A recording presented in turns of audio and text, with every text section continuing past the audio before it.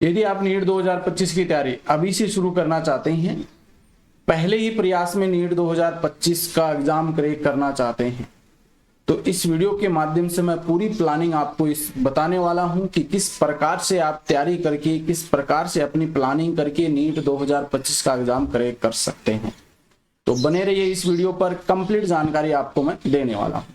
अगर आप class 12th में पढ़ रहे हैं और नीट की तैयारी भी आप साथ साथ करना चाहते हैं, आपका टारगेट 2025 नीट के एग्जाम को क्रैक करना है, तो आप समय जो है टाइम टेबल है उसमें थोड़ा सा आपको फेरबदल करना पड़ेगा।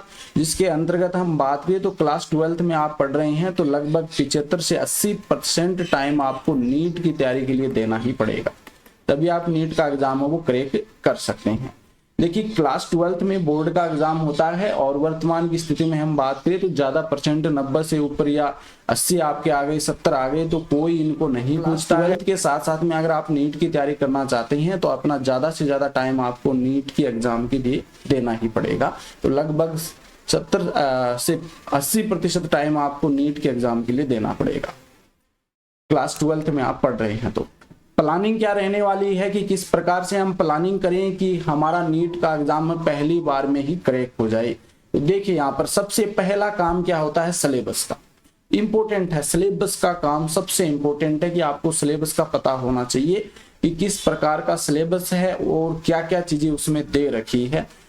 अगर आपके पास सिलेबस नहीं है तो आप प्राप्त करना चाहते हैं तो गूगल पर जाकर के सर्च कर सकते हैं, नीट का सिलेबस आपको वहां पे मिल जाएगा। या फिर यूट्यूब के ऊपर कई जो टीचर्स हैं उन्होंने वीडियो लेक्चर भी बनाया, सिलेबस के ऊपर डिटेल सिलेबस बताया है वहां पे, तो वो भी देख सकती हैं। और उसके बाद में उसका प्रिंट निकलवा करके आप अपने पास रख लेना। सबसे इंपॉर्टेंट है कि प्रिंट निकलवा के अपने पास रखना है। और सिलेबस भी आपको पता ही है, 3 सब्जेक्ट आपके, फिजिक्स, केमिस्ट्री और बायोलॉजी। इन तीनों के बारे में पूरा का पूरा सिलेबस आपके पास होना चाहिए। सेकंड प्रोसेस क्या आती है, सेकंड प्रोसेस आती है आपकी गुड टीचर्स, मतलब ऐसे अच्छे टीचर्स जो नीट की तैयारी करवा रहे हैं और बहुत ही अच्छे टीचर हैं जिनके संपर्क में आपको आना है, उन्हीं से आपको तैयारी करनी है। तो इन टीचर्स की आपको खोज करनी है, इनकी पहचान करनी है, कौन से कोचिंग में है या फिर कहाँ मिलेंगे जिनका हमें अच्छे से पढ़ा हुआ समझ में आ जाता है। कोचिंग, तो कोचिंग के लिए हम बात करें तो बेस्ट कोचिंग आप देख सकते हैं, इतनी सारी कोचिंग हैं, उनमें आप ऑनलाइन कोचिंग भी ज्वाइन कर सकते हैं, ऑफलाइन भी ज्वाइन कर सकते हैं। फर्क क्या है कि ऑनलाइन में आपको पैसे कम देने पड़ेंगे और ऑफलाइन में पैसे आपको ज्यादा देने पड़ेंगे। ऑनलाइन के अंदर देखिए आपको मॉक टेस्ट है, घर बैठे ही आप तैयारी कर सकते हैं, मॉक टेस्ट भी आपको मिल जाते हैं, टेस्ट भी मिल जाते हैं, इसके अलावा नोट्स भी आपको घर बैठे ही मिल जाते हैं, आप आराम से उनको बना सकते हैं। और ऑफलाइन में देखिए, घर पे तो कोचिंग है नहीं, आपको कहीं बाहर जाना पड़ेगा, जयपुर, कोटा या फिर दिल्ली या फिर जोधपुर, कहीं पे भी आपको अच्छे लगे वहां पे कोचिंग कर सकते हैं। दोनों में से आप कौन सी भी कोचिंग ज्वाइन कर सकते हैं। सेकेंड पॉइंट हमारा यहाँ पे क्लियर हो जाता है। अब बात करते हैं कि हमें क्या फॉर्मूला फॉलो करना चाहिए कि जिससे कि फर्स्ट बार में ही हमारा जो नीट का एग्जाम क्रैक हो जाए। देखिए, सबसे पहला इंपॉर्टेंट काम है कि आपको प्रीवियस ईयर पेपर देखने पड़ेंगे। प्रीवियस ईयर जो नीट के पेपर हैं उनको देखना है, उनमें जो प्रीवियस ईयर क्वेश्चन पूछे गए हैं, पिछले साल में जो नीट के एग्जाम हुए हैं लगभग 5 से 7 साल के पेपर आप देख लेना, बहुत काफी है।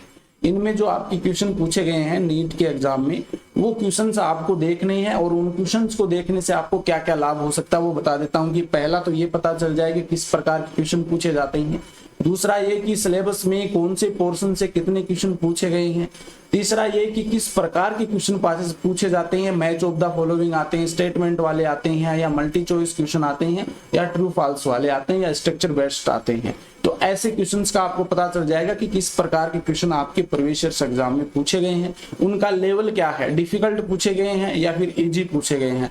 अगर हम बात करें कंपैरिजन की, 2023 का पेपर जो हुआ था नीट का वो थोड़ा सा टफ था आपका, लेकिन 2024 में वो पेपर इजी आ गया। कहने का मतलब ये एक सीक्वेंस सा बना रहता है। अब की बार 2025 में जो पेपर आएगा ऐसा मानिए कि वो आपका थोड़ा सा टफ हो सकता है, ठीक है, ऐसा नहीं कहूंगा कि टफ आएगा, वो हो सकता है पीछे के पेपर के अकॉर्डिंग हम बात करें।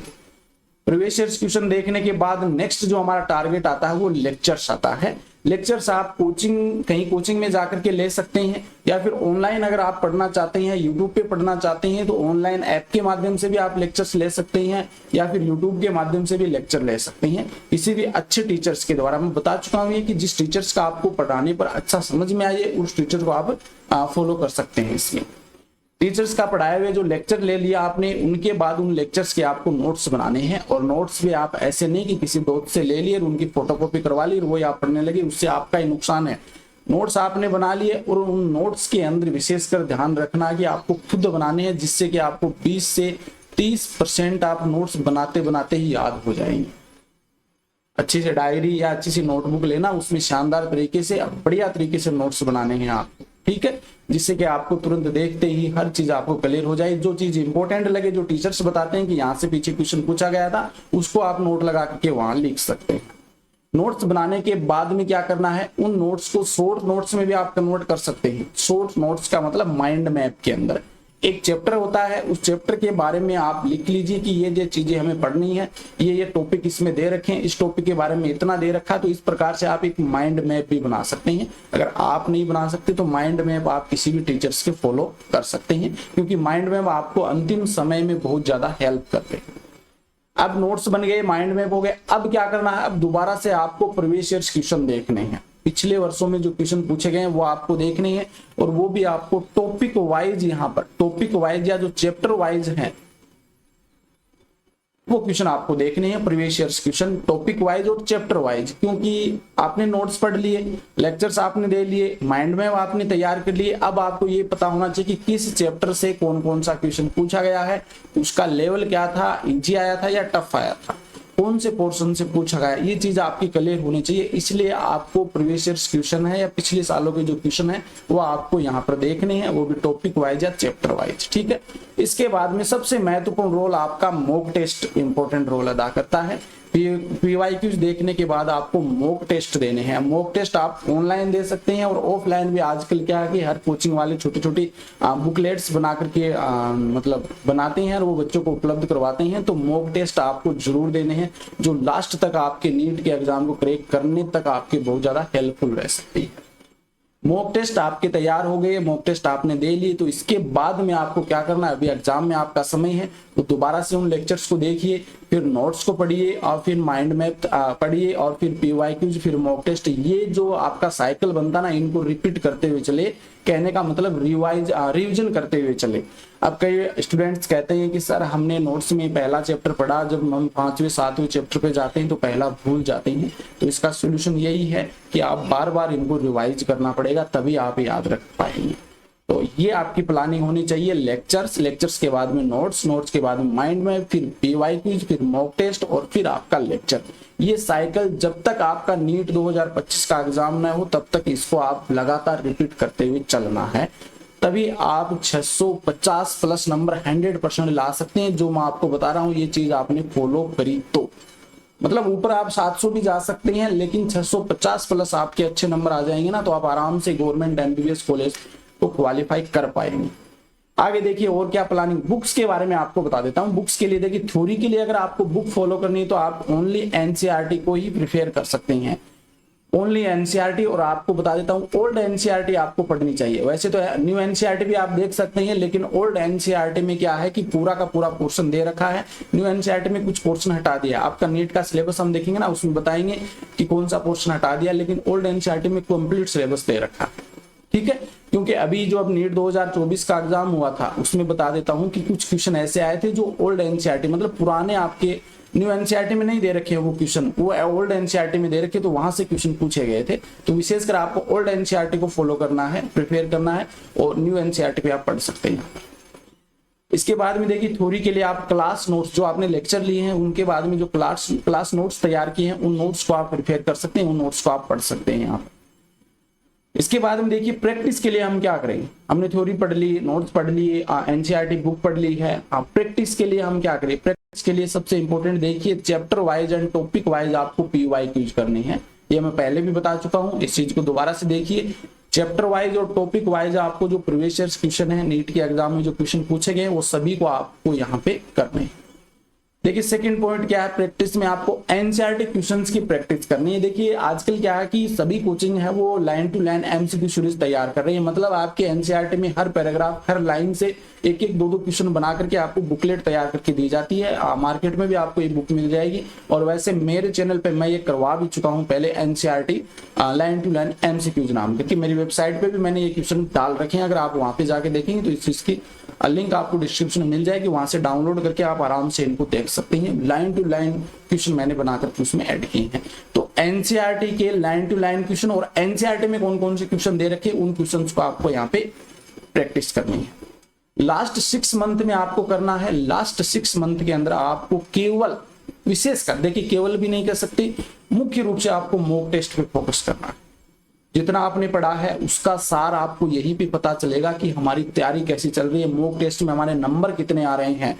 मतलब कोई भी कोचिंग इसमें आप प्रिपेयर कर सकते हैं ऑनलाइन ऑफलाइन, लेकिन आपको मॉक टेस्ट लास्ट 6 मंथ में विशेषकर देना ही है, जिससे कि आपकी तैयारी और मजबूत हो जाए और आप पहले ही प्रयास में नीट के एग्जाम को क्रैक कर पाए। और अंतिम समय आपको पता है हर कोचिंग या हर इंस्टीट्यूट हम मान सकते हैं या फिर यूट्यूब पर भी आप देख सकते हैं वन शॉट करवाते हैं, जिससे कि आपका रिवीजन हो सके, लेकिन मॉक टेस्ट को आपको अंतिम समय में करना। आगे देखिए, अब आपको देखिए लेक्चर्स हो गए, नोट्स हो गए, टेस्ट आपको देने हैं, मॉक टेस्ट देने हैं। कोई डाउट आ गया आपके किसी भी क्वेश्चन का डाउट है या किसी स्ट्रक्चर्स का या फिर किसी टॉपिक का डाउट है, तो आप डाउट वो तुरंत ही किसी कोचिंग के अंदर किसी टीचर्स के द्वारा या यूट्यूब के ऊपर देख के आप इसको क्लियर कर सकते हैं। पीवाईक्यूज आपने देख, ठीक है। अब मैं आपको देखो ये तो चीजें मैंने आपको बता दी कि नीट एग्जाम 2025 का एग्जाम कैसे क्रैक कर सकते हैं, उसकी पूरी प्लानिंग अब मैं आपको इस चैनल के माध्यम से क्या करवाने वाला हूं, और वो भी पूरा का पूरा फ्री करवाने वाला हूं। देखिए आपकी ऑनलाइन क्लासेज रहेंगी, ऑनलाइन पूरी की पूरी लेक्चर करवाने वाला हूं क्लासेज। इसके बाद में हम बात करें तो आपको माइंड मैप भी आपको नोट्स के माध्यम से उपलब्ध करवा दूंगा मैं, जो आपकी अगर वेबसाइट पे जाकर भी डाउनलोड कर सकते हैं। NCERT line to line MCQs आपको मैं करवाऊंगा यहाँ पे, ठीक है। पीवाईक्यूज सबसे पहले आपको मैं पीवाईक्यूज करवाऊंगा, मतलब प्रीवियस ईयर क्वेश्चन आपको करवाने वाला हूँ, ठीक है। इसके बाद में आपको टेस्ट यहाँ पे मिल जाएंगे और मॉक टेस्ट जो कि अंतिम समय में आपको उपलब्ध करवा देंगे। ये चीजें आपको इस चैनल के माध्यम से मैं फ्री आपको देने वाला हूं, तो इसलिए आप इस चैनल पे जरूर जुड़े और इस चैनल के ऊपर जो आपको मैटर मिल रहा है उसका लाभ जरूर उठाएं। तो ये प्लानिंग कैसी लगी है एक बार कमेंट करके जरूर बताना। अगर किसी को और अच्छी प्लानिंग आपको करनी आती हो, देखिए विशेषकर अगर आप कहते हैं कि सर टाइम टेबल हमें बनाना चाहिए, देखिए टाइम टेबल पे क्या होता है, कई बच्चे ऐसे होते हैं किसी भी समय पढ़ लेते हैं, तो विशेषकर टाइम टेबल आप फोकस कर सकते हैं। लेकिन मैं आपको ये बताता हूं कि टाइम टेबल ज्यादा वैसे बनाने की जरूरत नहीं है, लेकिन दिमाग में ये रखिए हमें 600 प्लस 50 प्लस नंबर लेके आने हैं, तो इसी के अकॉर्डिंग हमें पूरी कंप्लीट है वो तैयारी करनी है और उसी के अकॉर्डिंग टाइम आपको देना है। लगभग 8 से 10 घंटे आपको डेली स्टडी करनी है, ये आपका टाइम टेबल होना चाहिए, किसी भी समय करो आप। तो आज के लिए इतना ही। अब नेक्स्ट जो क्लास रहेगी उसमें हम हमारा सिलेबस डिस्कस करेंगे। धन्यवाद।